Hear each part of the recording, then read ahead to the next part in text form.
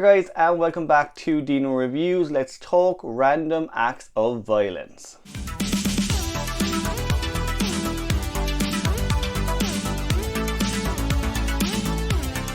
So Random Acts of Violence is a 2019 Canadian-American slasher horror film based on the 2010 comic book of the same name. Overall, I thought the movie was quite enjoyable. It's not the best slasher movie I've seen at all, and it's also not the most original. I do like the kind of ideas they throw in here about what causes people to kill people, what kind of causes random acts of violence, but I do think at the same time they don't pull it off too well. The movie at times comes across as a little bit too pretentious in what they're saying and a little bit too meta. The plot revolves around a comic book writer who's kind of writing about this serial killer who's pretty much his hero of his story, or his anti-hero, but he is a serial killer by the name of Slasher Man, and he's based on real life events. Slasher Man tends to go around and kill multiple different people in these comic book pages in the most gruesome and heinous ways. Now we follow this comic book writer as he's kind of on this road trip promoting his material, especially as it's coming up to his final issue, and he's trying to get inspiration to kind of cap off the entire series. Joining him on the road trip is his girlfriend, his business partner, and his assistant, and kind of unfortunately for them what happens is someone does start getting inspiration from the comic book. Somebody actually goes out and starts actually committing these heinous murders. The movie is chock full of disgusting and gory scenes. What I will say with the movie is we don't actually see too much of the death scenes. The one or two we see in particular are quite graphic and they are quite hard to watch, but beyond that we don't actually see any of the acts of violence being committed. I think that was quite strange given the title of the movie, but at the same time we always see the aftermath, and every single time the aftermath of these murders is just as brutal. Now the director leans heavily into these kind of gory, nasty death scenes. They are a little bit over the top at times, but I think that's what he was trying to say. He does kind of viscerally put it in your face that it's disturbing to actually see.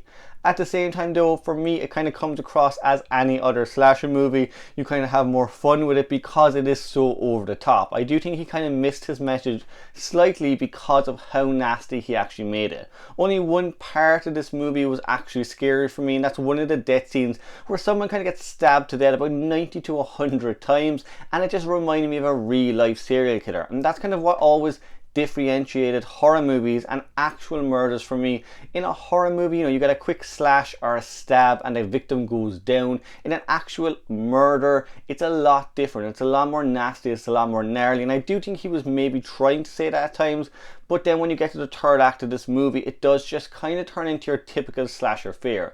It is complete carnage, it is out there, and it's not very believable.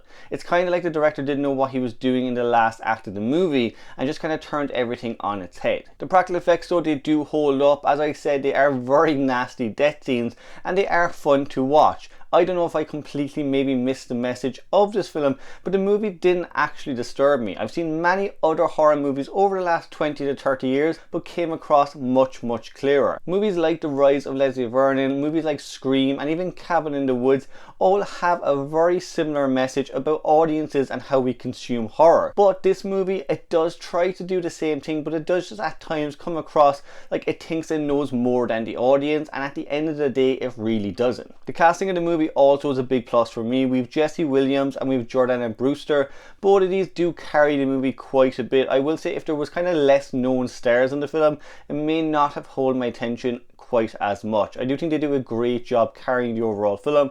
The director is in this one as well, and he does a great job also. Overall, kind of the four main characters, they are quite interesting, but at the same time, what I would say about the writing in this movie is I didn't really care about their characters. There was none about these characters when they started getting killed off that I particularly cared for them.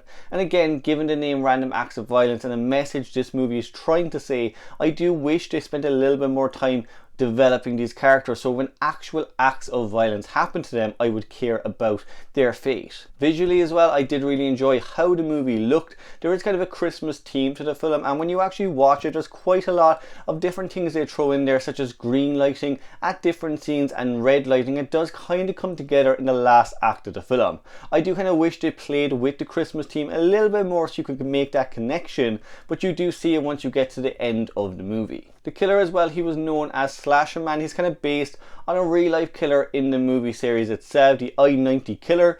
I liked him in the movie. I actually thought he was quite creepy, he was quite disturbing. He kind of drives around in this kind of dirty old van and takes people out. There was something about him in this that he reminded me of Rusty Nail from Roadkill.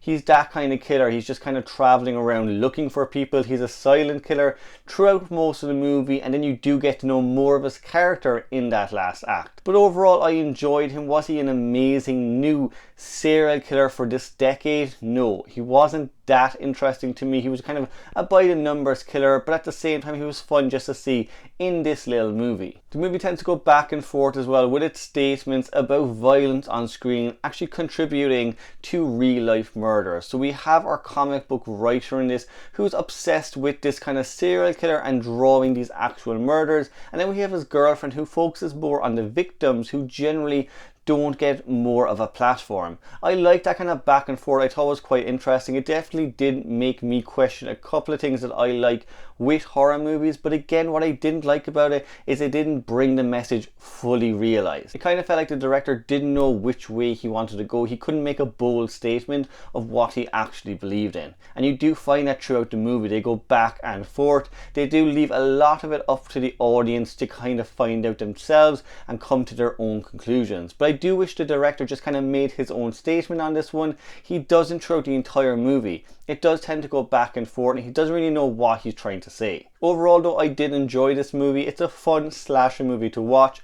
I do think it thinks it's a little bit smarter than it actually is, and that's for me anyway where it tends to fall apart. But if you go into this one knowing it's kind of a meta fun slasher movie, you'll have a great time. There are some really cool gory deaths in there. There's some fun questions, they do definitely pop up, and overall it's really well directed and well acted. As always guys, make sure you let me know what you thought of the film down in the comments below, and if you haven't seen it already, come back here and let me know once you see it.